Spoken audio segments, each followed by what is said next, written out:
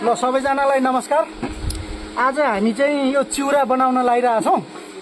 यो चिउरा बनाउने भाँडा हो। अब यसलाई मेसिन सामग्री भाँडा जेसुकै भन्नु हैन, जे भने पनि हुन्छ।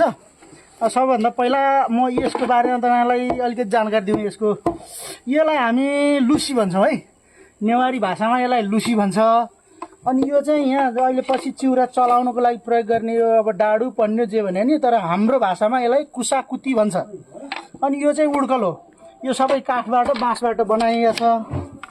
यो चिउरा पहिला हाम्रो नेवारी परम्परा अनुसार अब बजारको चिउराहरूलाई जुठो मानिन्थ्यो, प्रयोग गर्थेन, चलाउँथेन।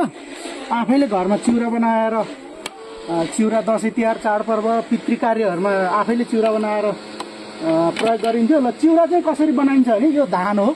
यो धानलाई पहिला भिजाउने अनि आगोमा मकैहरू भुट्या जस्तो भुटेर ल्याइसकेपछि यो भुट्न एकदम मिलाउनु पर्छ। फेरि मिलेन भने राम्रो हुँदैन।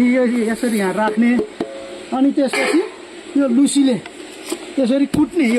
यसरी यो कुसाकुटीले चलाउँदै यो लुसीले कुटेपछि यो चेप्टिँदै गएर चिउरा बनिन्छ। यो पछि अब अहिले पछि चिउरा पनि देखाउँला तपाईँहरूलाई। यसरी यो भुटाइ अलि पुगे छैन। ल मैले अघि भनेको थिएँ नि तपाईँहरूलाई, यो भुट्न अझै पुगे छैन अरे। यो मिलाउन पर्छ एकदम। यो सिपालु मान्छे चाहिन्छ। यो भुट्ने मान्छे चाहिँ एकदम सिपालु चाहिन्छ है।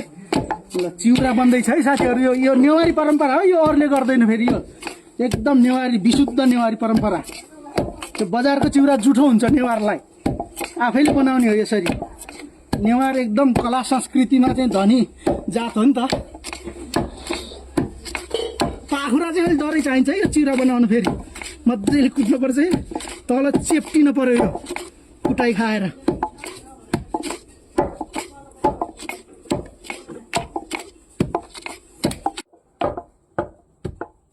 चलाउनु नजाने हो क्या